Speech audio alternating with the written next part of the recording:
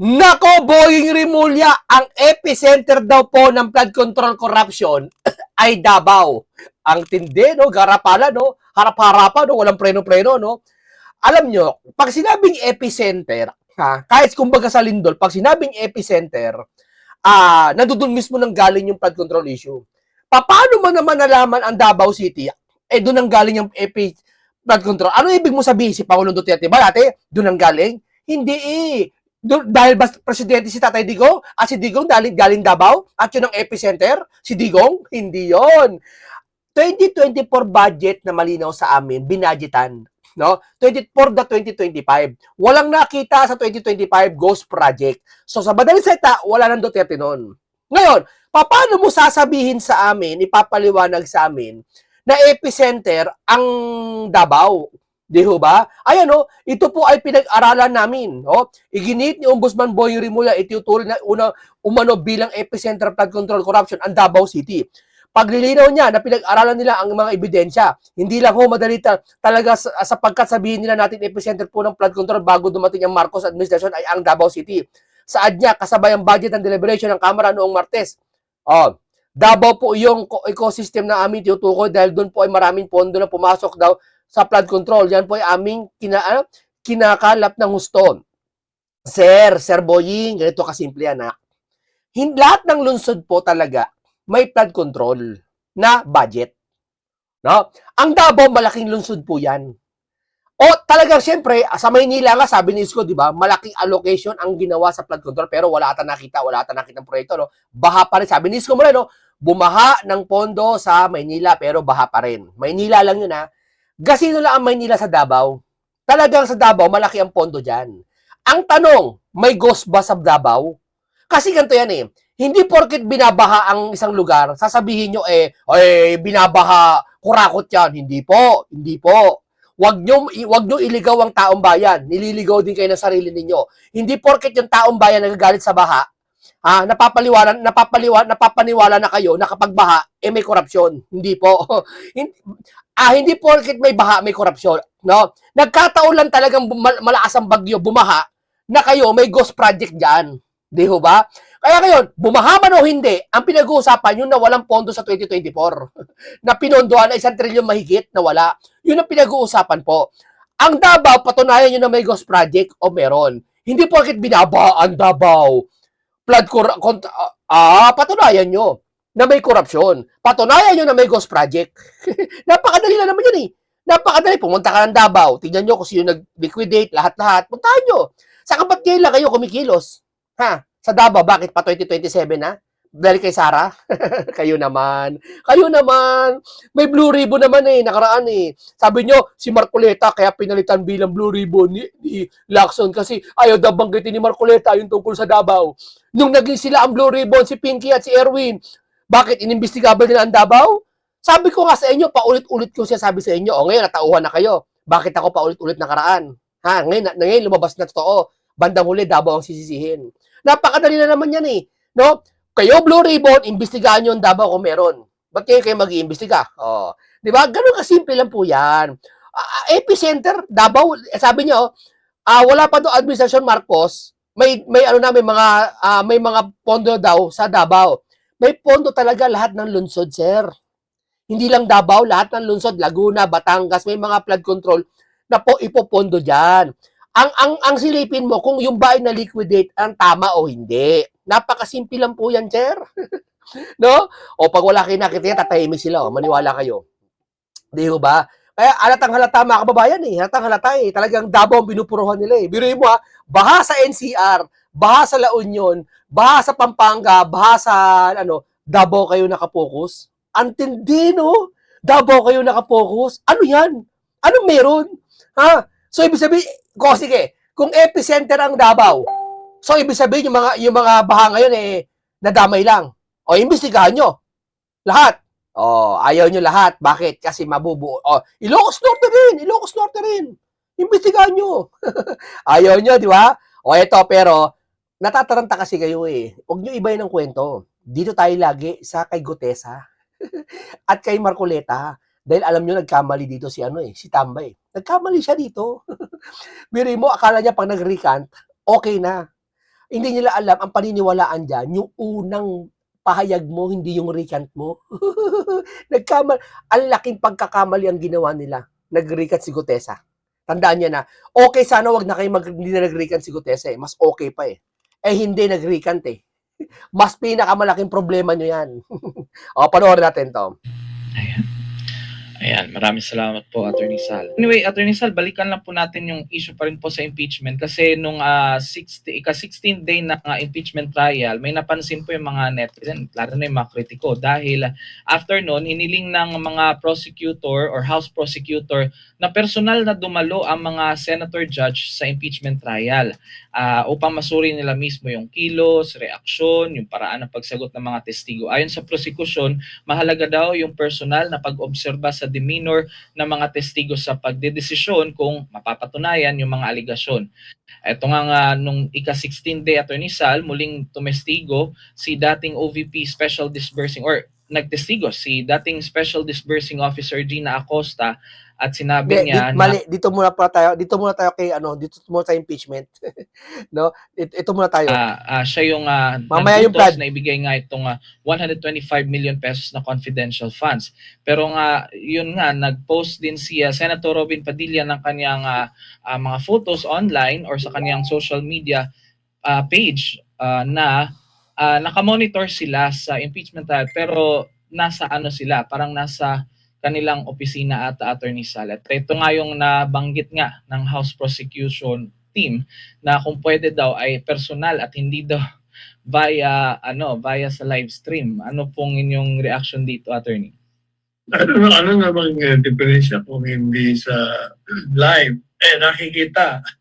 Kagaya po, nung ako'y malilate, nanood na lang ako. O di makikita mo rin naman ang reaction eh. Ang mahalaga, nanonood sila. Ayan. Alam mo, no, obvious na obvious sa lahat sila, no? Ang lahat ng bagay na ginagawa nila ngayon para sa lahat ng Duterte. Lahat ikababagsak ng Duterte, ikababagsak ng kaalyado. Halatang-halata na po, no? Alam mo si Richard Saper? Taong bayan po eh. Bakit? Napapabayaan nila yung obligasyon nila sa taong bayan. Kakaano nila sa mga Duterte. No? Grabe na ano nangyari ngayon, no? No, talagang hindi katulad ng panahon ng Duterte dati, yung mga individual na politiko lang ang nasasangkot, ang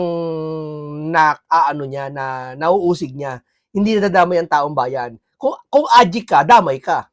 Kung ikaw ay masamang loob, kriminal ka, yari ka kay Duterte noong araw. Pero ngayon, iba nangyayari ngayon eh. Talagang lahat ng oras nakapokus sila sa mga Duterte lang. Pati yung mga vlog. Wala silang grabe no. Antindi kumbaga hindi ba kayo gagawa ng isang paraan na tukuyin nyo naman yung problema ng taong bayan? Tukuyin nyo naman. Wala sila ibang maisip para kundi sasabihin nila, nagbibigay naman ng ayuda. Yung bigas mura lang. Hindi kailangan ng taong bayan ng ayuda. Opo, pangtawid gutom lang yan. Ang kailangan yung mismong problema, kinaharap natin ngayon. Yun dapat ang asikasuhin. Di ba? Maraming salamat po, Attorney Sal. At ito pa, itong isang pinag-uusapan ngayon, Attorney Sal, sa mga headline dahil maring kinundenan ng Senado ang insidente na naganap sa loob mismo ng campus ng Ateneo de Zamboanga High School sa Zamboanga City na ikinasawi nga ng ilang individual. Si Sheena Torno magbabalita. Umalingaw ang sunod-sunod na putok ng baril sa loob ng Ateneo de Zamboanga University. Iba na to. Advice si Senate President Sherwin Gatchalian na pagkaroon ng malalimang pag-iimbestiga rito. Pumapala rin sa Gatchalian sa Department of Education at pamahalaan ng Zamboanga na magbigay ng psychosocial support sa lahat ng mga mag-aaral at school personnel na naapektuhan nito. Ani Gatchalian, kailangang matukoy kung paano na ipasok sa paaralan ang dalawang armas. Natatawa ko no? Antindi, no? Baka kumita na naman sila dyan eh. Alam niyo yung bag na transparent nilagay? Diyos ko po. Pwede na, transparent na bag. Grabe, no? Modern era ka, no? Nasa computer era ka, nasa modern world ka na. 2026 na, hello? Bag na transparent pa rin ang papaano mo sa estudyante mo. Antindi, no? Bakit? Wala ba kayo katulad sa mall? Sa mga airport? Na yung bag ipapasok dun sa x-ray machine? Ha? mas komportable pa yung estudyante. Gagawin mong transparent, hindi nakita yung mga personal na mga gamit ng mga babae. Totoo yan. Bakit? Yung babae ba, edad na bata, wala bang personal na gamit yan? Halimbawa, totoo lang ha, halimbawa, pag matanda na yung babae, halimbawa, mga edad na, ano ba, medyo na, may dalaga na, medyo magdadalaga na. May mga personal things yan na hindi pwedeng makita ng tao. Alam nyo na kung ano yung mga yung bagay na yon. 'Di ba? May mga personal na bagay na hindi pwede ipakita in public, nakakahiya. Lalo sa babae. Sa lalaki, wala na may tatago siguro. Wallet, bihis lang, binihisan damit. Eh, yung sa babae. Kayo naman, no? Mag-iisip kayo ng maganda. Yung sa airport, yung mga x-ray machine, halimbawa, estudyante, papasok ka, no? O, ipasok yung bag mo dyan, lapag mo dyan. O, lahat ng eskwelahan, may ganun na. Kayang-kaya ng IT yun. O, walang magiging problema. Di ba? Kita lahat kung sino, may dala kang, ba't may dala kang armas, may dala kang kutsilyo. Kitang-kita may x-ray machine eh. Magkano ba yung x-ray machine na yun? Abot ba ng 100 billion yun? Kaya sa bumili kayo ng mga bag ng estudyante, madaling masira, bibili ulit. At ang problema niya, pag nasira yan, at wala pa yung pondo ng gobyerno, bibili yung mga estudyante ng bag obligado. Magkano isang ganun? Hindi, tandaan nyo ang 100 piso sa ngayon sa panahon ngayon, hirap na hirap ang Pilipino. Tandaan nyo yan. Alam ng mga may hirap yan. Ang 100 ngayon, pinagkakasya sa isang kainan, sa isang latagan lang. Sa isang dinner ng isang pamilya. Ang 100 pinagkakasya na. Minsan niya, nangungutang, Mare, pautang naman akong 200, 300, pangkainan namin. Biruin mo kahit nga 50, inuutang na eh. Para may pangkain lang eh. Di ba? Saan kukuha sila ng bag na ganyan na pag nasira ka agad yan? Kayo naman, no? Transparent yan. No? Ang dami pwedeng makitang bagay nga dyan. Pero may mga personal things na hindi pwede dapat makita dyan. Lalo sa babae. yan ang wala sila. Ito. Ang sila, siguro baka kumita lang. Hindi ko alam kung baka kumita sila dyan. Kung sino may-ari ng bag na yan. Kasi ako may kilala akong mga syudad eh. Yung uniform ng City Hall, Yung uniform ng City Hall, nagtatrabaho pa ako sa City Hall dati, no? May ibang syudad ako na babalalaman, Yung uniform nila, 3,000 isang set na. 2 uniform sa taas, polo, isang pang ibaba. 3,000, Alam mo magkano talaga sa sastre yun? Wala pang 3,000, nasa 1,500 lang lahat. Maganda na. Mga 1,800 na. Kasama na yung tayi ng sastre doon. Tinubuan nila para yung mga empleyado magbabayad ng doble. Sa bag na yan, wala ba yung tubo dyan? Magkano yung bag na yan? Alamin nyo kung may tubo na naman yan. Baka kasi pagkakitaan na naman yan eh. Pag sabing bibili na naman ng mga, bibili ng bag. Kailangan ng bag sa mga estudyante, 1 milyong bag. Duda na eh. Duda na kagad eh. Pag milyon na ang bilang eh. Kahit yung ballpen. Halimbawa, ballpen. Ba ito, kailangan ng estudyante ito. Ba, pencil case to, no? Magkano isang pencil case? 30 pesos sa mall. Bibili sa mall. Marami ang bibilin. Babudgetan ng gobyerno to 30 pesos. Mura lang 30 pesos. Tama? Mura lang. 30 pesos na naman pala, mura eh. Pera natin yan, pera natin pambibili dyan. 30 pesos, mura lang. Ang kailangan nito nasa 5 million na pencil case ang kailangan. Ilan yun? Sa 30 pesos. Tapos, yung 30 pesos, papatungan pa yon. May inflation pa. Gagawin ng isang pencil case, gagawin 70 pesos. So, tutubo na naman, may kikita na. Pencil case lang yun, may kumikita na. Gumagawa ako dating budget, alam ko yan. Yung ballpen namin dati, 6 pesos lang ang isa. Ginagawa namin 30 pesos ang isa. Hindi sa pagnanakaw, hindi sa pagnanakaw. Kasi may inflation. Ngayon, anong nangyayari? Doon sa bilihan, doon nagkakakuntsabahan. Alam ba, binili mo, yung pala may-ari ng company ng ballpen, pinsan ni Mayor. Halimbawa lang pinsan naman kita, insan. Yung ballpen daw sa isa kukuha daw sa'yo. Gawin mo ng 30 na bili ko sa'yo, pero ibigay mo sa akin ng 7 lang isa. Hindi ba tubo na naman? Kaya delikado, baka ganyang bilang, delikado eh. Bumili na kayo x-ray machine, tapos ang laban. Yun lang yun. At kung saan ito nakuha. Nanawagan naman si Senator Robin Padilla na dapat ng aksyonan at repasuhin ng mga batas na may kinalaman sa kabataan at sa social media. Sinabi ni Padilla na maaring makaapekto ang marahas ng online content sa pag-uugali ng mga kabataan. Napakapangit na po nito. Isa yan sa mga paraan na yan, yung online content na yan. Isa sa mga konti lang, kurot lang. Kurot lang yan. Pero walang kinalaman talaga sa totoong buhay yan. Nangyayari na ito. Kailangan po natin maisulong ang batas na kung ano po yung ginagawa doon sa ibang bansa ng mga progresibong bansa na Ano natin, kami na wag- maging hindi na maulit pa ang insidente. Si Senator Mark Villar naman ay sinabi na mahalagang matukoy agad ang banta sa mga eskwelahan. matukoy kagad, no? Sino loko-loko makakatukoy kagad ng banta? Ikaw naman, no?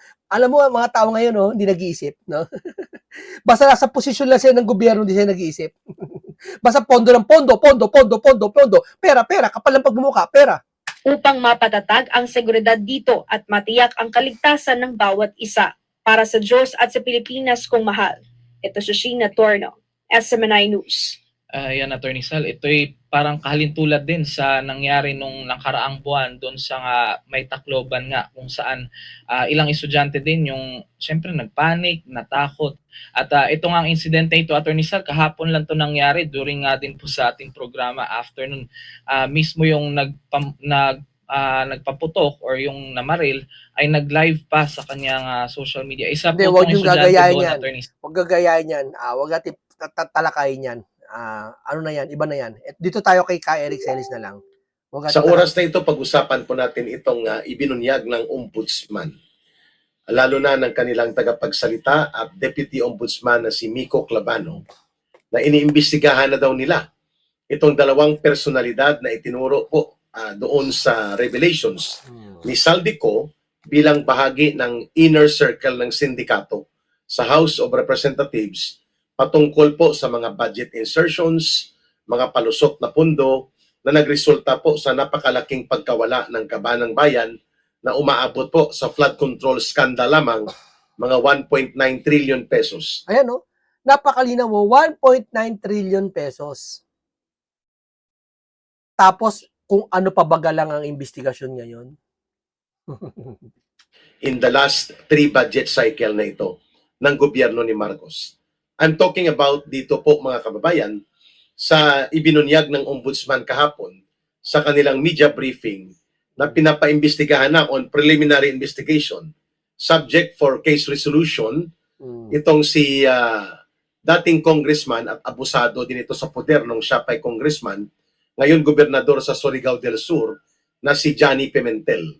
Isa ito sa mga nagpakulong sa amin ni Ma'am Lorraine Maribadoy nang kami po'y nanindigan upang tanungin at batikusin ang mahigit 2 bilyon pesos na pundo nila sa travel fund ng House of Representatives under the Office of the House Speaker noon na si Romualdez. So itong si Johnny Pimentel, kasama po ito sa mga abusado na grupo nila Akop, nila Paduano, nila Barbers, at nila Dan Fernandez. No? Ito sila po ang mga bumuo din ng Tuwadcom. Alam mo, malalagot lahat yan kay Marcoleta. Checkmate din Senator Marcoleta, mga tuwadcom na yan eh. Pero mananagot lahat yan, maniwala kayo. Hindi naman lahat siya sabi sangkot sila sa flood control. Ang lahat ng sangkot sa flood control, pananagutin lahat yan, maniwala kayo. Sobra-sobra ginagawa nyo ngayon. Kala nyo sa inyong Pilipinas, sa inyo lahat ng pagkakataon. Akala nila, hindi walang katapusan yung kapangyarihan nila eh. Akala nila, siguro, nakatunog sila, may Noel. Pabor sa kanila yung Noel eh, yung no election. Pabor sa kanila eh, kung magkakatotoo. Ng Kongreso, Tuwadcom talaga. So ngayon, under investigation di umano. Sana totoo at seryoso ito na case build-up operations na inilunsad ng Ombudsman laban kay Johnny Pimentel na ngayon ay nagsisilbi ngayon o nahalal na naman bilang gobernador sa Surigao del Sur. Ang isa ay si Dong Gonzales, Senior Deputy Speaker po ito. Itinuturo ito ng maraming mga testigo ng mga kontraktor na isa ito sa contractors. Ibig sabihin po, congressman na kontraktor pa. At marami, hundreds of millions and billions of pesos in fact. Pero teka muna, alam nyo ba, ito lang speaking ng mga na yan meron po tayo na nasagap na balita na kung saan may magta-traitor daw po yata ng mga senador lilipat. Sinabi ni si Mike Abe, hindi ko naman talaga gusto si Mike Abe, no. Pero sinabi ni Mike Abe na 3. Eto, panoorin natin to ha. Eto, ngayon pa lang, abangan na po natin, abangan po ninyo. Meron pong 3 senador na malaki na ang posibilidad na sumama sa majority Nako, yan ang po sinasabi ng natin. grupo ni Senate President Sherwin Gatchalian. Mhm. Yung isa, kumbaga sa mangga, malapit ng mahinog. Actually, nagkaroon na po ng communication sa isa sa mga membro ng majority. May initial na silang pag-uusap. Yan ang sinasabi natin, mga kasama. Maputol ko na kasi baka makalimutan ko eh. Nakalimutan ko kagahapon yan eh. Ngayon, papaalala ko. Buti na tandaan ko. No, ganito lang. Yung tatlong senador na yon, may possible na talaga bumaliktad. Pero baka kasunduan yon ng nila Sara. Baka technique nila Sara yon. Sige, bumaliktad ka para hindi kayo makulong. Pwedeng pain yon para sila masunog yung impeachment. Kunwari, babaliktad. Kunwari, ikukonvict si Sara. Para sa oras ng botohan, hindi nila kukonvict si Sara. Pwede ganyan. Pwede naman talagang bumaliktad na talaga para makonvict si Sara. Kasi baka yung senador na yon naghahangad ng pagka-presidente, hindi si Sara. Huwag kayo papasiguro. At nasigurado tayo hindi traidor dyan si Marcoleta at si Robin. Hindi traidor dyan si Marcoleta at si Robin. Pero marami dyan, ayoko lang magsalita, pero hindi natin alam. Yung tatlo na yun naglalaro lang. Iba kasi pag politika eh. Iba po eh. Iba laro ng politika para lang makaposisyon ka. Di ba? Okay, tuloy natin si nasingit ko, tatlong senador, magta-traidor na. Lilipat na, tatlong senador, magta-traidor na. Pero hindi natin alam kung sino yun. Kay kay Mike Abe. Si Mike Abe, ayoko naman talaga si Mike Abe, pero pinakinggan lang natin sinabi niya kasi nababasa ko lang talaga. Yun yung mga matulog ngayon. No? Ang mga kontrata na nakuha nito, anong siya ay Senior Deputy Speaker at sila din po ang nangungontrata at nagpapatupad. Pinagkakitaan, kumbaga, ang pondo ng gobyerno gamit ang poder at kapangyarihan bilang kongresista. Mga pasimuno ito ng insertions at mga budget padding, allegedly. Itong si Pimentel, itong si Dong Gonzales. No? Kasama pa nila yan ang isa pang abusado na si J.J. Suarez Nako. ng Quezon Province. So ito po ay mga aliporis ni Romualdez. At dati, noon, ay aliporis din ito ni Marcos. Subalit ngayon, mukhang tahimik sila dahil busog na ang mga buaya na ito. No? Ngunit hindi pa sila napapanagot. Naniniwala kayo? Nakita niyo yung panood niyo yung isa, yung viral ngayon. Si Pastor Atras. Kailan niyo na yun, ha? Ayoko magbanggit na pala kasi tuso yung mga yan eh. Si Pastor Atras, alam niyo na yun, si Atras. Saan siya kumuha ng malaking pera, ng pondo? Saan napunta? Yung binulgar ni Isko Moreno na pondo nila. Bilyon yun, bilyon. Tapos si Sara, binabakbakan si Sara ngayon nung tao na yun. Si Pastor. Bakit? Tama yung Balateros eh.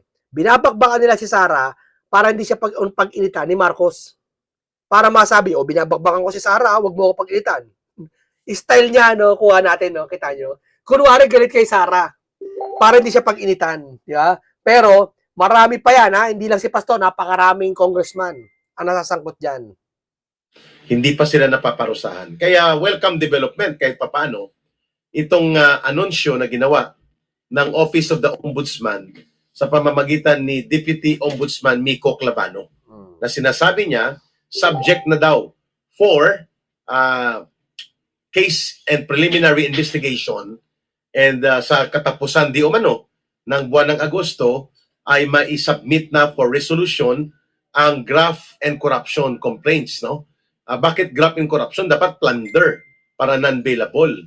Kung gaano kayo kabilis gumawa ng gawa-gawang kaso laban kay Senator Marcoleta, kay former Congressman Mike Defensor, at ganoon din po kay Senador Jinggoy Estrada, bakit ang tagal niyong kasuhan at parusahan at mapapakulong ito ang mga binanggit ni Saldico na mga operatiba ni Martin at ni Marcos doon sa Kongreso, no? I'm referring ito sa grupo ni Johnny Pimentel, grupo ni J.J. Suarez, grupo ni Dong Gonzales. Pero sino-sino magkakaibigan? Kay Saldico sa si Tamba, sino-sino magkakaibigan? Di ba yan? Sige po.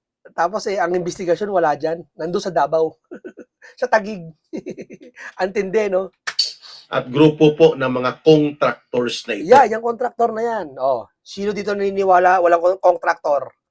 Pinky, nadulas ka na eh. May contractor eh. Alam din ng mga diskaya yan. Alam din nila ni Senator Marcoleta yan. Nasa na ngayon? Ilitaw niyo yung contractors. Bakit ayaw niyo ilitaw? Ha, bakit? O, kayo Tulpo, ba't ayaw niyo ilitaw yun? Ikaw Blue Ribbon na. Bakit?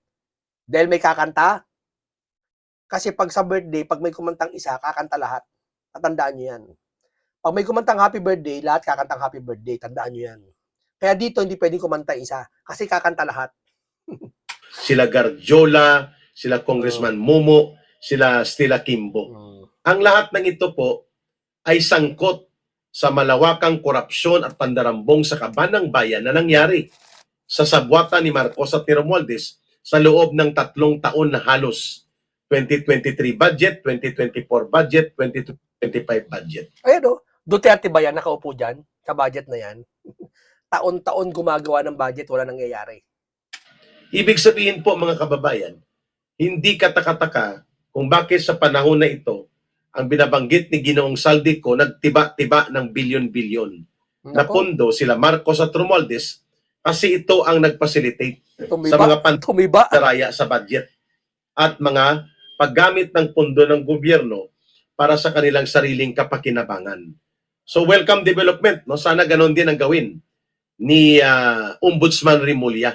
Ganon kabilis, ganon kadeterminado dapat. Hindi, dito corner kasi si Boying dito eh. Ito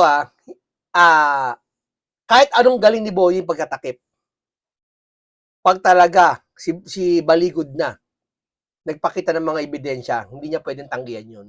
Totoo yan. Halimbawa, ganito.